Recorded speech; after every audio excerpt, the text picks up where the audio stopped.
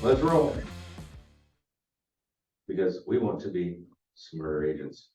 And this helps me too, guys, as we do these things and I go back and look through them. Like this today. The art of negotiation begins with knowing who you're talking with. This is interesting because I realized as I got into this, oh, I've studied this before, of course, because it's what we do every day. And I have it in app funnels. Building successful relationships. That's knowing who you're talking to. It breaks it all down. We're going to go through it. Negotiation, my opinion, should start with honesty and education. So again, negotiation is anything from I'm buying a car to where do I want to go to dinner tonight and can I convince my wife? That's actually a negotiation when you think about it. But now if we're talking to buyers and sellers, they sense if you're being honest with them or not. Most people do. And they'll know if you're educated. If you're not educated in what you're talking about, like the stuff we just refreshed on, how can we present it effectively to them? So it's all negotiation. Seller price objection. This is all about our script again. Price objections. Imagine that. Handling specific seller objections. I go with a seller a lot because buyers usually have much fewer objections. Typically, the sellers are going to have these objections. And again, that's in the script file. And then just our daily negotiations, right? So I didn't realize this was going to come out a little blurry on the bigger screen. Can I fix it real quick for you? Please do. Sure. So right now, what we're going to talk about is, yeah, I guess we could do it that way. There you go. So in other words, by me telling it to be the whole screen width. It just, yeah, It's it's gonna just be- pixelated. Well, it's going to do it on every single one. No, it's a screenshot. No, it's just a screenshot. Screenshots, that's what I did. Yeah. Well, again, sometimes the screenshot's great, sometimes. Yeah. All right, so we'll be able to read it anyway. So an amicable personality.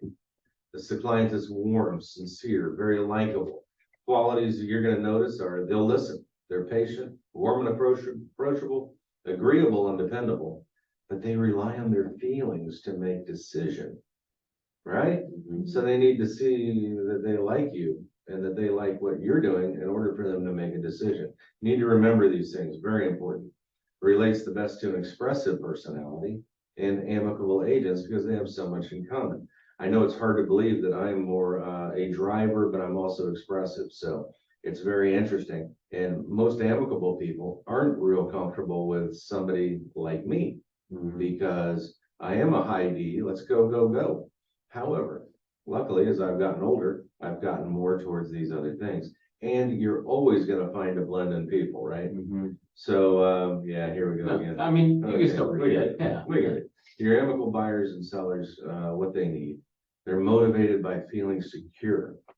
What guarantees can you offer them? So as you're doing things, they're going to be the person that goes, so if I get into this and we've already put money down because our 3 days are up and we're doing home inspections, what happens when we find all these problems? What can we do? They're looking to you to make them feel solid and guaranteed because they didn't read the contract. They just clicked and signed it. And or they hit the initial all sign all, which those features scare me to death. But people don't read a lot of these things. So we need to tell them where it is in our contract and what they can do that's differently, okay, or take it differently. We kind of need to be like the Ace Hardware guys when somebody walks in.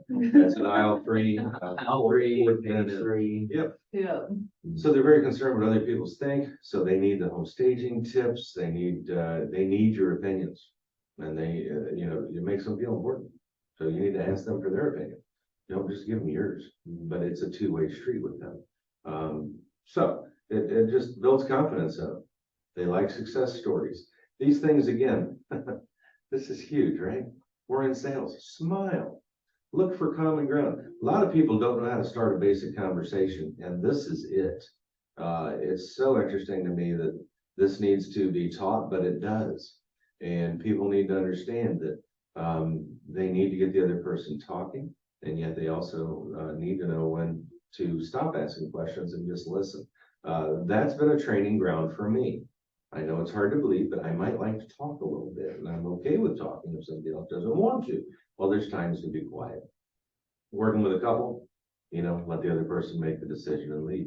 So again, this is one of those things where an amicable buyer, is not going to be the one that breaks out their bank account and shows you what they've got. They're going to be much more private about these things. Emotional decision makers. So your presentation should move slowly, precisely. Use your presentations. We have buyer's guides. We have seller's guides. Go through it with them. It's going to make them feel more comfortable, right? Then you get the expressive personality. I know this is hard to believe. They're outgoing, they're talkative ones. They talk a lot. I don't know who those are. It's crazy. And, People are weird. So they have strong people skills. This stuff, I mean, it's just a natural tendency to smile, make other people feel at ease and enjoy being around them. So it's just a different personality. So as you go through this, here's the other thing.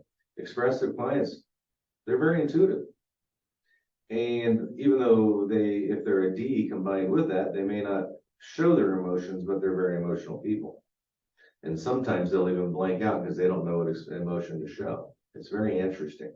Operates at a fast pace, can do several things at once. Dramatic performers, they exaggerate, they're spontaneous, they're feelings oriented. It's when they show up, the life of the party is there, right? So it's just one of those things. And but it's interesting because if they can tolerate D, by the way.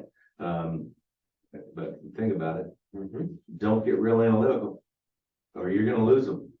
And people don't understand these differences, and say it is an analytical person that's trying to show them all the breakdowns. You've got to know the numbers. They might be going, I don't care. Where do I sign? Strong driver, very ambitious, naturals in sales. And they don't work at it. It comes naturally. However, with training, of course, they can do a much better job. So things you need to keep in mind. They're also undisciplined with their time. They're going to be late. Just saying. Okay. They lack focus. Usually it takes several, undertakes several tasks at the same time. They may or may not finish them. It's just one of those things. Don't know how to say no. Yeah, that sounds familiar. They have a lot of ideas on how to do things, and they want to do everything. Develop strong following because they have a strong sphere of influence. And this is the fun part with what we do in real estate. This strong sphere of influence. You got to think about it. If you're not an expressive personality and you're working with somebody that is, guess whose sphere of influence you need to tie into in a hurry, because they're going to have tons of clients and you're going to get a bunch of referrals from them if they're happy with you and the job you did. If not, it's going to go the exact opposite because nowadays very influence the other direction. They'll talk to everybody. Yeah. So they tend to fly by the seat of their pants, but seem to always do okay. How is that possible? Because they don't stop. So I think the other big thing with sales and doing well in sales is just not stopping. And that's the difference between agents that do well and agents that don't. So expressive sellers and buyers they need to like you. They need to trust you. You need to smile, chit chat, and absorb the small talk that's coming because it makes them feel welcomed, right? They like success stories, visuals. Yeah, they show your results. They also appreciate your eye contact. So they want to look at you. They want to go, hey, you see me? Do you hear me? You know what I'm talking about? So they're loyal. They're always going to recommend you to others. However, this is what we were just talking about. Once they lose respect for you or don't trust you, you've totally lost them. And it's not that they're not going to forgive you. They're just not going to forget. So agents that produce the best just need to know it's when they're happy, very positive, be upbeat with your customers and clients, be comfortable. They need to be comfortable with you. This is where when you walk in a room, you need to be that voice of calm, the fresh air, oh, thank goodness you're here because we had a few questions. Great, let's get them answered. They want the feedback. You've got to give it to them. And, it's, we need to ask them questions like, what can I do for you? What do we need to do? Where are we? Because maybe they'll want to answer what do we need to do? And they're not the ones that are going to be sitting there. They'll be sitting there looking at you like, do you not know how to do your job? If you showed them this house or this property, whatever it may be, and it checks off every box for them, and you don't say, hey, why don't we go ahead and write an offer on this? I know it's exactly what you need. They'll be looking at you going, do I have to ask? And it's not a good thing. So at some point, you do need to become the salesperson that you are and ask. You just need to ask. Emotional decision makers, so they're going to base a decision based on how they feel Yeah, about you, more than the money, or how they feel about the property, more than the money. So some of them, you need to also remember the mortgage features here and say, hey, this is a beautiful home. Are you sure you're comfortable with the payment range it'll be here? Let me show you. Take them to our website, run the mortgage calculator, and there you have it. And then they make their choice. Analytical. This is the one that I'm not good with, really. I mean, I've gotten better, but immediately, hey, Joey, give me your hand. I'm an analytical person. Oh, absolutely. There it is. How gently can I shake your hand? Most of them are like engineers or to computers. Yeah, Things like that. CPAs, engineers, just methodical planners, but they're good planners. Oh, yeah. So when they have a plan and they're organized and they have everything task oriented, you better be on task and you better have your checklist and match it with them. And if you're an expressive person, a high driver, you need to make sure and back up, give them all the information they're looking for and more, and give them time to get organized. And now this is the customer. If you ask them, hey, should we go ahead and write an offer on this? They're going to be like, what are you talking about? I have process. I need more time. I don't have enough information. Once you give them enough information, they're going to be ready to make a choice. Now, what you can say is, do you have enough information to make a choice on this purchase? What else can I provide for you?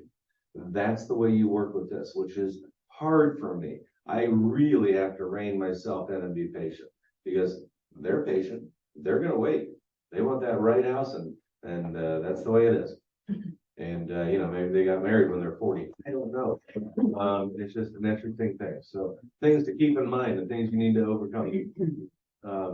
Sometimes they overdo the problem solving process. In other words, they're trying to solve a problem that's really not necessarily. I almost lost the contract because of a screen being missing doing analytical.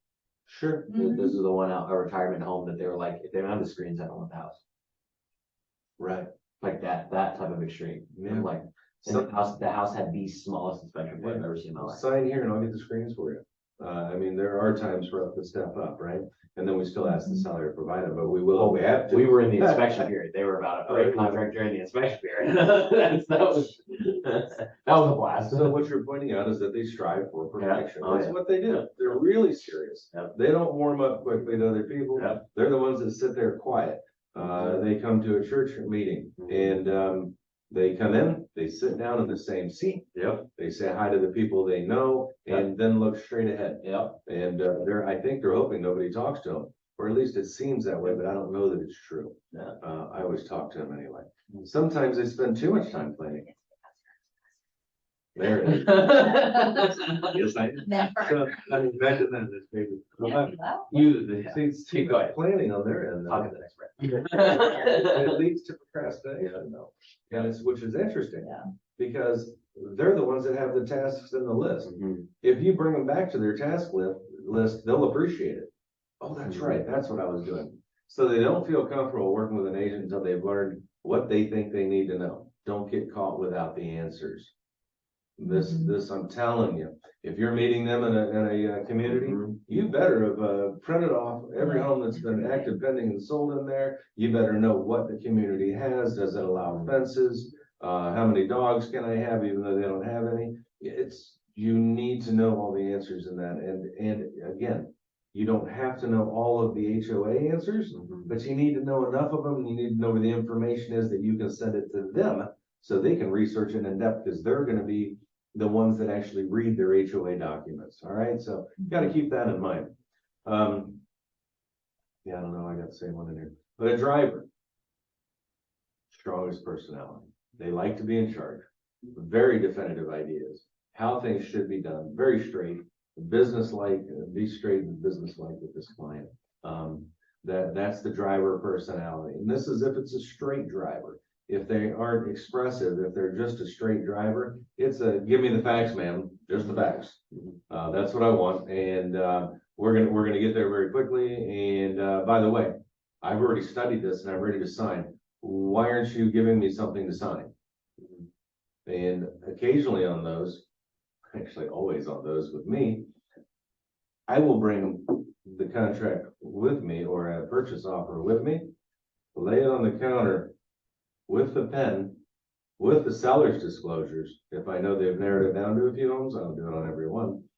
Well, sometimes I do, but it depends on the person.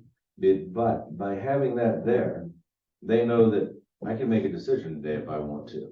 And that doesn't hurt with any of these personalities, but if you do that with an analytical person, you're gonna scare the crap out of them. They're just gonna be like, I need. they want me to make a decision today. I need feel to sleep pressure. on it. I feel I need to sleep on it. Yeah, exactly. I can't do this right now. So you need to know though that this person is just one of those that's self-starting. They usually work for themselves. They like to be in control. They're going to be a CEO of a company or a CFO. But typically that CFO, I think, is still going to be a blend between now driver and analytical. Yeah. Isn't that interesting? Yeah. These combinations occur. So this is the fun part. Realize that as we study this, you're getting to know that person and you need to recognize that person and why or how would it hurt you to go in your app files and say, hey, this person's a driver, but I see a blend of this. Their wife is this, or however it is, their partner is this, whatever you want to say. They usually work alone. They can be misunderstood in business and social settings because, again, they're driven. Things to keep in mind. They're impatient. They're poor listeners. They're constantly changing their minds and their minds are constantly racing. They can't sit long. They want things done their way. They're competitive, ambitious, driven, want fast results. Come on, let's go. They'll appear agitated if you don't get straight to the point. They are the ones that they don't smile all the time. That doesn't mean they don't like you. They're just ready to sign and wondering why you're not. It's real. So what drivers, sellers, and buyers need? Quick results. They expect you to be available when they need you. And it's okay if you're not immediately, but when you tell them and you shoot them a text saying, hey, I'll call you back in 10 minutes, call them back in 10 minutes or you're going to lose this person because they're going to think you have no respect for their time. When in reality, their high standards point out the fact that they don't have any respect for your time, but that's okay. We need to know who they are and let them be in control because that's what they're going to want to do. If you're showing them houses, see if they'll drive. They'll be happy to drive. And oftentimes what I'll do is, hey, you drive and I'll navigate. How's that sound? Great. I hate sitting in the passenger seat. And they'll drive and they'll spend their gas money and they're happy, and same thing with pay. Are you hungry? Do you want to go to eat anywhere? You want to keep pressing on? It's up to you. Let them make the decisions. They aren't patient, especially with an amicable person, or an analytical agent. Amiable. Yeah. Thanks. I always say amicable. Amiable. Thank you, Julia. Or with an analytical agent. It's just one of those things. They're just too slow. They want to hear the details and the money first. So in other words, your presentation, if you're using one of our guides, slam through that thing. They want to know what you're doing for them, but it better be quick.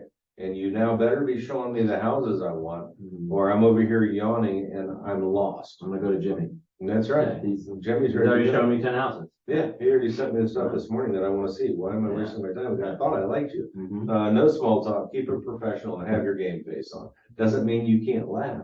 I mean, if that's who you are and a smiler, that's a good thing. But help them make logical decisions and they're going to respect you to work with you. If they don't respect you, they're not going to work with you. That's simple.